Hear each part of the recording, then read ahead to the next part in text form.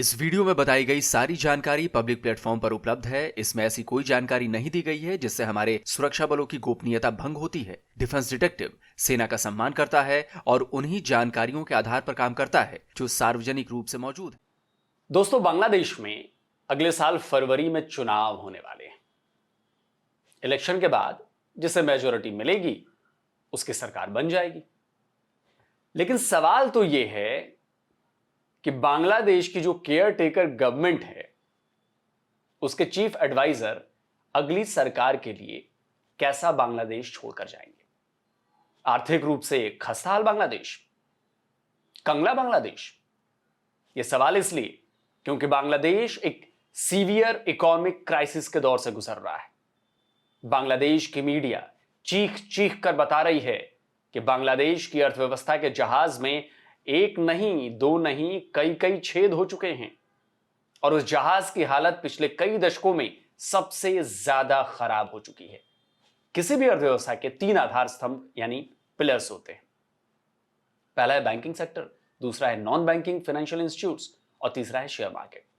और बांग्लादेश के ये तीनों ही पिलर्स चरमरा चुके हैं। एक्सपोर्ट में लगातार गिरावट, बढ़ती बेरोजगारी जैसे संकट इसे और ज्यादा गंभीर बना रहे हैं। तो सबसे पहले बात करते हैं बांग्लादेश के बैंकिंग सेक्टर की। हाल ही में बांग्लादेश के बैंकों के डिफॉल्टेड लोन्स का जो आंकड़ा जारी किया गया है, यानी कि जिसे हम एनपीए कह सकते हैं, यह डेटा बता रहा है कि जून 2025 तक बैंकों के 6 लाख करोड़ टका के लोन जो हैं वो डिफॉल्ट हो चुके हैं। 6 लाख करोड़। और केवल इतना ही नहीं, 6 लाख करोड़ के अलावा 3.18 लाख करोड़ टका के हिडन डिफॉल्ट का भी खुलासा हुआ है। तो टोटल कितना हो गया? 6 lakh crore plus 3.18 lakh crore equal to 9.18 lakh crore. और इस साल जून में बांग्लादेश की केयरटेकर गवर्नमेंट ने बांग्लादेश का जो बजट पेश किया था वो पता है कितने का था? 7.9 लाख करोड़ का। यानी बांग्लादेश का इस बार जितना बजट नहीं है उससे कहीं ज्यादा बांग्लादेशियों के बैंकों के लोन जो हैं वो डूब चुके हैं।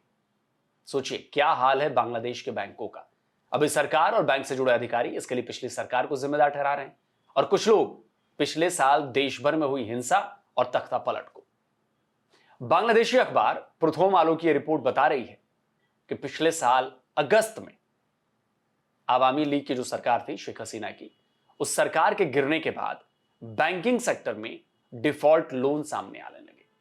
पहले टोटल डिसबर्स लोन यानी दिए गए लोन में डिफॉल्ट लोन की हिस्सेदारी के जो थी वो 12% थी, लेकिन सिर्फ एक साल में यह बढ़कर 28% से भी ज्यादा हो चुकी है। यानी टोटल लोन का 1/4 से ज्यादा लोन अब डिफॉल्ट हो चुका है। बांग्लादेश के बैंकों की ये जो हालत है उसका ढोल तो दुनिया भर में बज रहा है। बांग्लादेश एशिया के उन देशों के लिस्ट में टॉप पर है जिनके बैंकों पर सबसे ज्यादा डिफॉल्ट लोन है। 2023-24 में भारत के बैंकों पर भी डिफॉल्ट लोन का बोझ बढ़ रहा था, लेकिन हाल के महीनों में इसमें काफी सुधार दर्ज किया गया है। हाल ही में एशियन डेवलपमेंट बैंक यानी एडीबी ने बांग्लादेश में बढ़ते डिफॉल्ट लोन को लेकर खतरे की घंटी बजा दी है। और यह हाल तब है जब इसी साल जून में एडीबी ने बांग्लादेश को 900 मिलियन की मदद जारी की थी, जिसमें से 500 मिलियन केवल बैंकिंग सेक्टर में जान फूंकने के लिए थे। लेकिन एडीबी का दिया हुआ 500 मिलियन भी बांग्लादेश के बैंकिंग सेक्टर को आईसीयू से बाहर नहीं निकाल पाया और अब उसके पूरी तरह से कोलैप्स करने का खतरा जो है वो मंडराने लगा है। बैंकिंग सेक्टर को बचाने के लिए बांग्लादेश की जो केयरटेकर गवर्नमेंट है उसने कई बैंकों को मर्ज भी किया, लेकिन यह कोशिश भी किसी काम नहीं आई। अब यही हाल बांग्लादेश की नॉन बैंकिंग फाइनेंशियल इंस्टीट्यूट्स का है। नॉन बैंकिंग फाइनेंशियल इंस्टीट्यूट्स पर भी डिफॉल्ट लोन का प्रेशर बढ़ता जा रहा है। इनफैक्ट बहुत ज्यादा बढ़ गया है। रिपोर्ट्स बता रही हैं कि बांग्लादेश के 20 एनबीएफआई का डिफॉल्ट लोन करीब 21,462 करोड़ टका हो चुका है। और इन संस्थाओं की हालत क्या हो चुकी है वो देखिए। द डेली स्टार की रिपोर्ट 22 सितंबर की है। यह रिपोर्ट बता रही है कि एनबीएफआई में जिन लोगों ने अपनी जमा पूंजी लगाई हुई है, फिक्स डिपॉजिट या किसी और स्कीम में पैसे डाले हुए हैं, अब उन्हें जरूरत के समय पैसे वापस नहीं मिल रहे हैं। यानी बांग्लादेश का यह सेक्टर भी एसओएस सिग्नल भेज रहा है। इधर बांग्लादेश का जो शेयर मार्केट है वो भी लगातार गोते लगा रहा है। 2 हफ्ते से मार्केट नीचे गिरता ही जा रहा है।